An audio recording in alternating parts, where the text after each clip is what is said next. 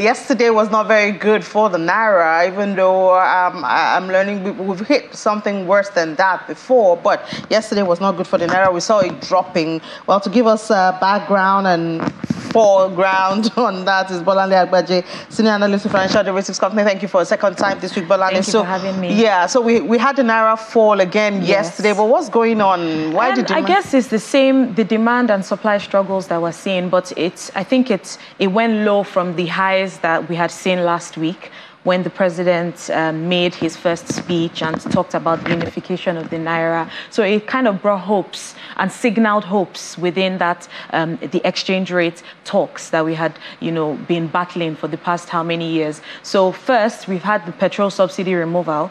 And I think the next point of call for them is to look for the best way to handle, the exchange rate unification, just to bring in more dollars, increase supply into the system, and obviously take the country to the next highs that we're expecting to see. And when we talk about increased supplies, I don't know. I think I asked our guests yesterday, and they said one of the quick wins would be to increase crude oil production, which doesn't seem so easy because we've been struggling with oil theft and we thought we were winning, but now we've seen our production drop even further. So the non-oil exports, we have been talking about it like forever, but I mean, really getting the results from that is a bigger deal. Yeah, but with all other industries apart from oil, you'll definitely see money coming in when investors are confident that, they bring in their money and they have the option of taking it out anytime they want at a rate that makes sense.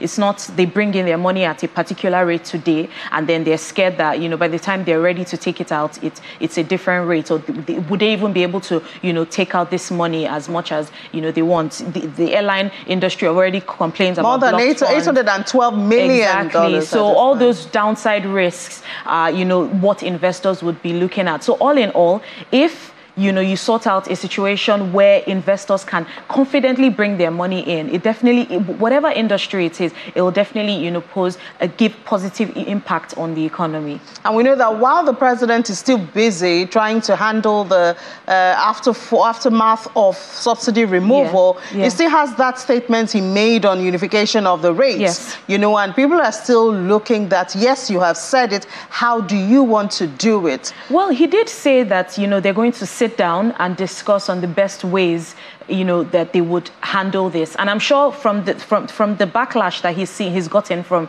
the subsidy removal, I'm sure they will definitely take their time and make sure that it's favorable for most parties or most stakeholders in the country at the moment. So I know and I don't think it's something that would immediately happen.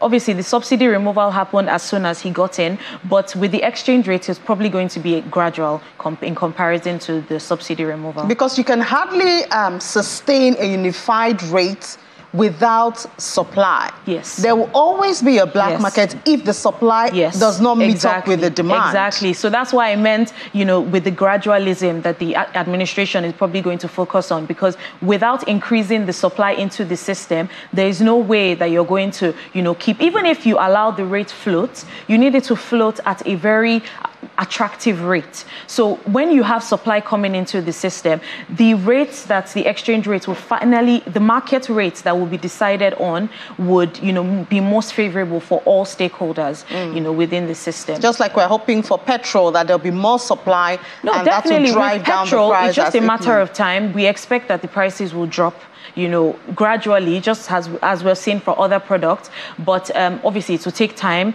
Most of these marketers would have to find their ground, find where the supply is coming from, because now they have to, figure out their supply by themselves and, find how the markets would balance going forward. And then the government will still have that responsibility to check for the quality. Yes. So you don't have marketers bringing in, low quality because they want to sell at a lower... It's nice that you mentioned that, because all other aspects would be at the forefront.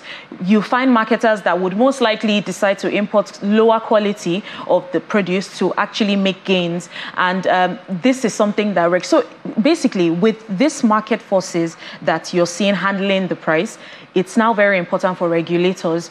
They become more important at the moment to make sure that all players within the system are playing by the rules and also not, taking advantage of the average Nigerian consumer. All right, so we also had that story where World Bank cuts growth forecasts. Yes. Well, they actually increased it from 1.7% to 2.1%, although it's still down from the 3.1% that we had seen last year. But what they mainly cited is that as much as everyone is talking about the fact that Chinese demand is quite slow and all that, but they did highlight the fact that the way they came out of the COVID lockdowns was quite rapid, and it's good news for them, and they do expect that Chinese growth would increase by about 4.6%, 5.6% this year and 4.6% next year. So the main driver is from China, and also the fact that you have high interest rates across the globe, but particularly in China, the rates are quite low and very accommodative. So the high consumption from that country is expected to drive, the world growth. And also the fact that inflation rate is also coming down. It's still very high, but coming down in most, Yeah, we saw a lot of African countries. I think the inflation dropped.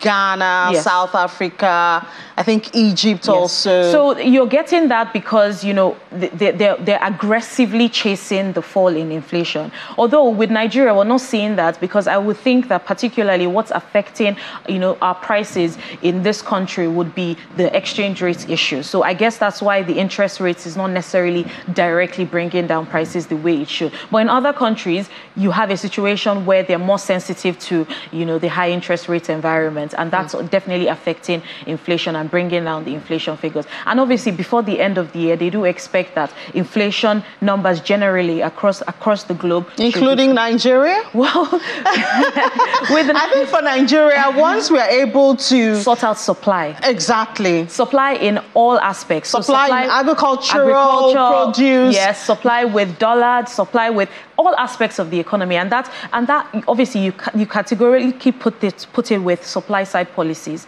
Those are the policies that we do struggle with within this country, and I do hope that the new administration takes that into account and channels this subsidy payments into boosting supply. Exactly.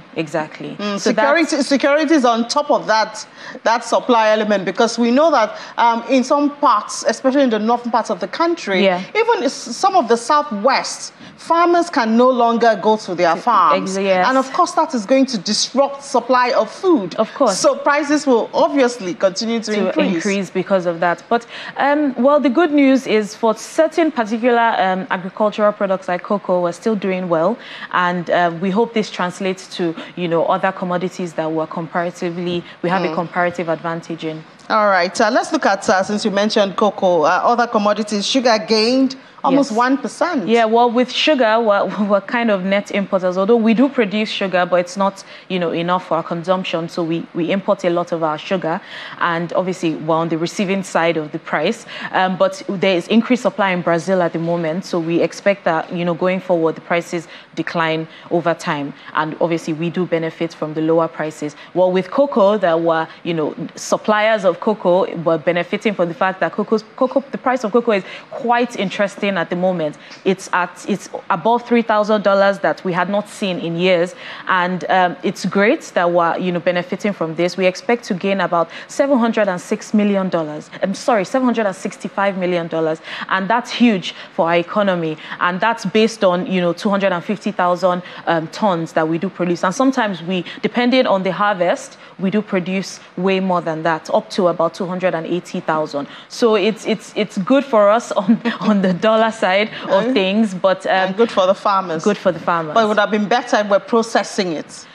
Well, I think for Nigeria, we just need to take it step by step. The initial aspect, get it right, and get the processing of what we're currently doing right, and then look for ways to advance when it comes to some of these particular products. So we talked about gas the other day, cooking gas. Yes. Has the price, has this started reflecting? The price is still ranging at about 9,000 for a 12.5 kg. So we haven't really seen that trickle down. But if we're seeing increased supply and continuous increased supply of gas, then we do expect that the prices will drop. Okay, what's going on with our other commodities, our basics? Well, our basics, its prices are still stable. You have some particular commodities that the prices are increasing, so like tomatoes. Then you have like rice, gari. We're still seeing prices stable downwards. But with this subsidy removal and the translation of the higher prices, I'm sure by the time we're having this conversation next week, we don't know what will happen. Well, we'll definitely keep our eye on some of these commodities and inform you of the updates. If demand does not increase over time, don't you think that the sellers will be forced to reduce the price?